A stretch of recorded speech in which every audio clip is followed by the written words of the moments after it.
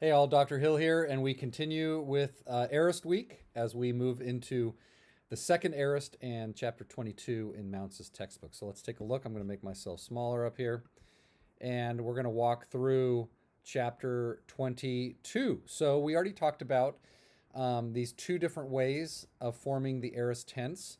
There is the regular way, so to speak, which is called the first aorist, which uses that saw tense formative that we just talked about. If you haven't watched that video prior to this, you should go watch that now and then come back to this. But this is what we call the irregular formation or the second aorist. And this is what Mounce starts with. And one of the reasons why he wanted to start with this is because it's formed almost identically to the way the imperfect is formed, with the exception that the imperfect uses the present tense stem, whereas the aorist will use the aorist tense stem. But everything else is totally identical. We have the augment, the tense stem, the aorist tense stem, connecting vowel, and secondary endings. And so he thinks it's very similar to the imperfect, and so he starts with that. But we started with the first aorist. Now we're moving to the second aorist, and so let's talk about the second aorist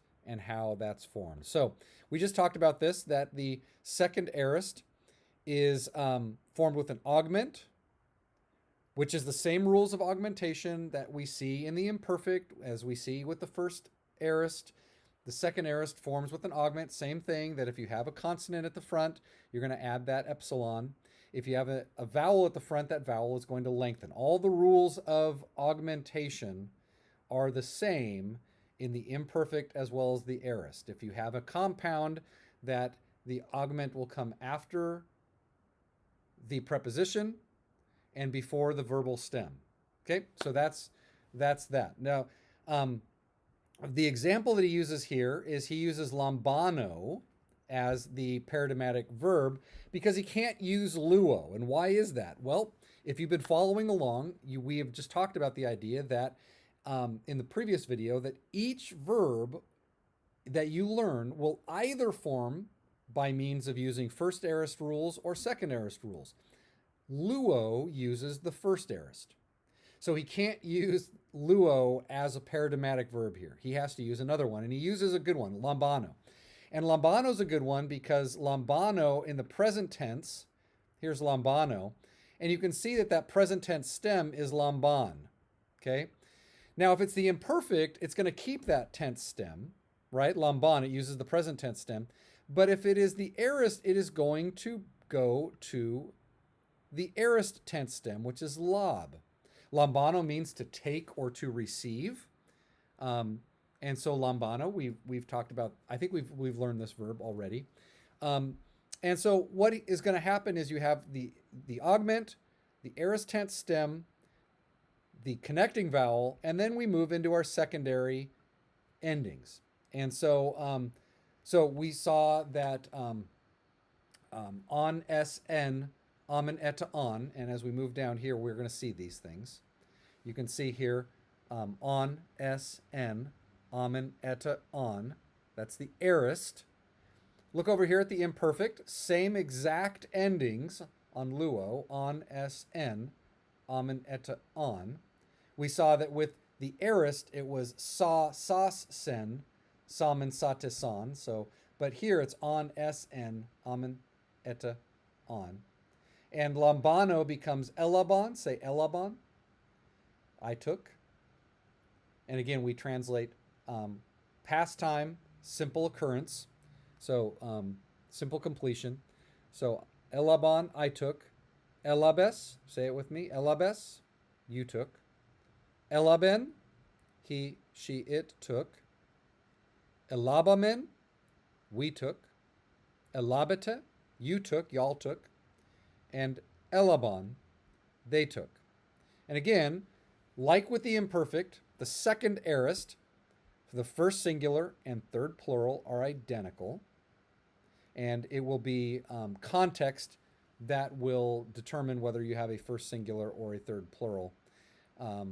There are some examples of second aorists that will take a alpha nu ending at the end here instead of an omicron nu ending.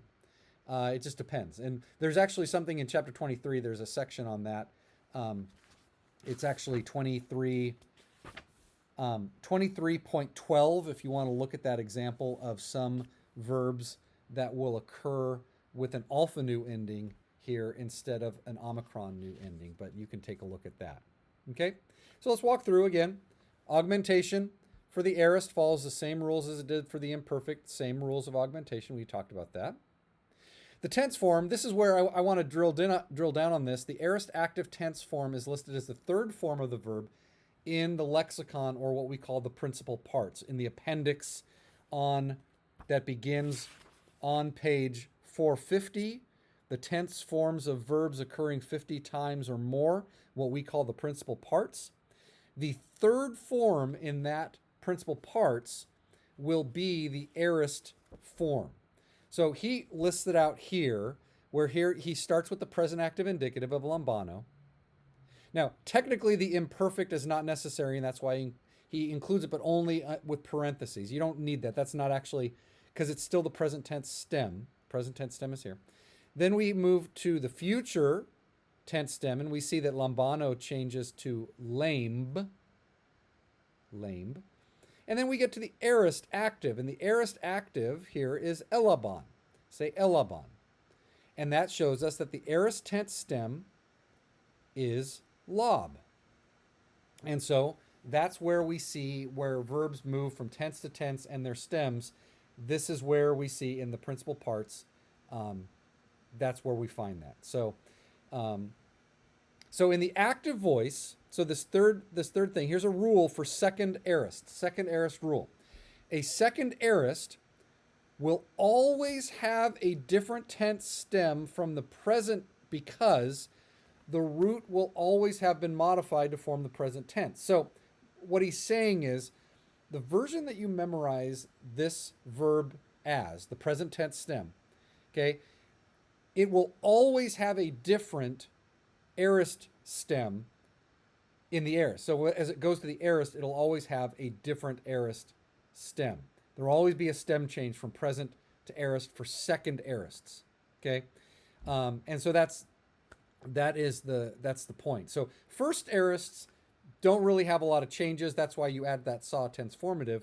But second aorists will change their stems as they move into the aorist. So his point here is he actually says that the aorist tense stem is closer to the root of the word, and actually when you put that into the present tense, you actually have to add some things on. That's why the present tense stem. He actually says the present tense is an irregular tense, but for our purposes, we're memorizing all the verbs in the present tense stem. So we just need to remember that second aorists will change their stem when they go to the aorist. So sometimes this involves a drastic change, such as when verbs use different roots, like Lego. Lego is an example of a verb that changes its root when it moves to the aorist. The aorist version of Lego is apon in the aorist. And you have to memorize that. There's no way around it. You have to memorize it. But most, and there's a few like that, and we'll go over those as we move into the vocab. And we've already made some discussion of those along the way. But most of the time, the changes between the present tense stem and the aorist tense stem are minor. For example, like balo with two lambdas. When it moves to the aorist, it drops one of those lambdas. Ebalon, say ebalon. So it drops a lambda, okay? Or, for example, the stem vowel may have changed, like lepo moves to lipo, elipon, okay, in the aorist. It drops one of those vowels out. So because these changes involve only one letter, it's important to memorize verbal root and lexical form exactly. So the difference between an imperfect of balo, ebalon, and ebalon, a second aorist, are distinguished by only one lambda. So recognizing that, and again, I think the way to do this is memorize the verbs in the present tense and then ask yourself, okay, what verb am I looking at and how has it changed as it moves to the out of the present tense into another tense. Okay. So that's what he says, translation hint. When you translate an inflected verbal form, ask yourself, am I looking at the present tense stem or not? If it is the present stem, then it's either the present or the imperfect. If the stem is different, then you might be looking at an aorist or some other tense. Okay? So that is the basic idea here. Okay? The second aorist has no tense formative. It does have a connecting vowel like we saw before, and the personal endings are the secondary personal endings. Okay? He says the vocabulary listing in the appendix, pages 450 to 60. I've listed all verbs occurring 50 or more times that have second aorist. If you want to turn there right now, page 450 to 460, he makes a note of all those verbs that occur in the principal parts that occur with second aorist. It may help to just note those second aorists. Actually, what it might be better to say on page 461, he lists all the second aorists that you can see there. So like ago, anabino, op erkamai, and he works through that entire list all the way to 462. So 461 to 462, that's a little bit of a typo there in the text. Let's see if that's in my... 461. 461 is what we're looking at. That's a typo in this edition. Okay. All right. 22.13. Basically, we need to be...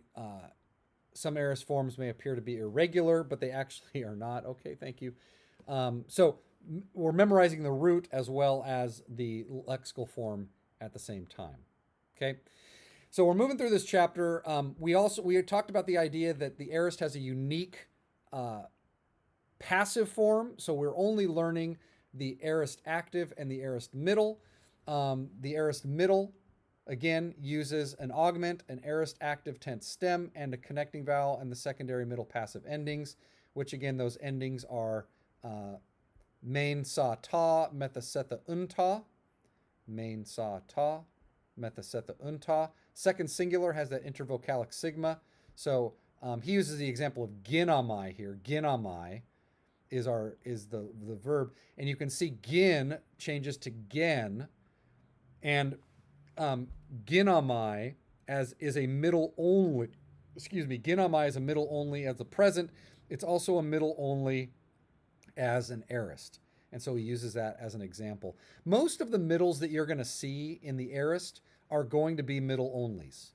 Okay, there you go. So that's basically it. The way you recognize this is if you see the third form with a middle ending, then you know that it is a middle only as an aorist active. Okay. In the principal parts, the last form is the aorist passive. You can see that's the aorist passive. This is the aorist active. Okay, the third form. So again, present, future, aorist active, perfect passive, aorist passive. Okay, this is basically it. The aorist. This is the summary. You can read through the summary, and you can work through the rest of this chapter. I'm going to pick it up with vocabulary in the next video, but this is the second aorist. This is chapter 22. And so go back and rewatch the video on the intro to the aorists. Watch the video about the first aorist in chapter 23. And this was the second aorist, chapter 22. There should be one more video coming, which is vocabulary, which we're going to talk about what are our vocab words for this week, as well as our past vocabulary and whether they are first or second aorists. All right.